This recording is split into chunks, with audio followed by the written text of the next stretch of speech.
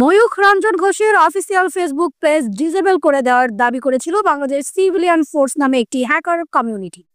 বিগত কয়েকদিনের ফেসবুকে খুঁজে পাওয়া যায়নি ময়ূখ রঞ্জনকে। বুধবার 18 ডিসেম্বর বাংলাদেশ সিভিলিয়ান ফোর্স ফেসবুকে বিষয়টি নিয়ে একটি পোস্ট করেছিলেন। এবার ফেসবুকে ফিরে এসেছে সেই ময়ূখ। এর আগে ময়ূখকে মৃত দেখায় ফেসবুক। তার একটি ভেরিফাইড ফেসবুক অ্যাকাউন্টে প্রবেশ করে এমনটাই দেখা যায়। তার সেই অ্যাকাউন্ট রিমেম্বারিং করে দেওয়া হয়েছে।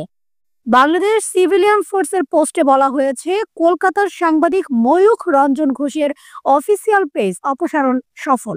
সম্প্রতি বাংলাদেশ নিয়ে গুজব অপপ্রচার চালিয়ে বাংলাদেশে সাম্প্রদায়িক উস্কানি দেওয়ার অভিযোগে ও সংবাদ মাধ্যমে গুজবকে অতিরঞ্জিত করে বাংলাদেশ থাকবে না আর চট্টগ্রাম নিয়ে যাচ্ছে ভারত বলে সংবাদ প্রচার করে আনুমানিক অমানবিক উদ্দেশ্য প্রণোদিত ও উস্কানিমূলক বক্তব্য দিয়ে ভাইরাল হওয়ার ময়ূখ রঞ্জন ঘোষের অফিসিয়াল পেজ ডিসেবল করা হয়েছে।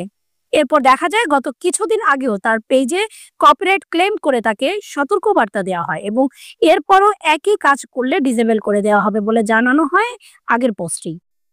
এরপরও একই কাজ করায় তার পেজ আবারও ডিসেবল করে দেওয়া হয়েছিল।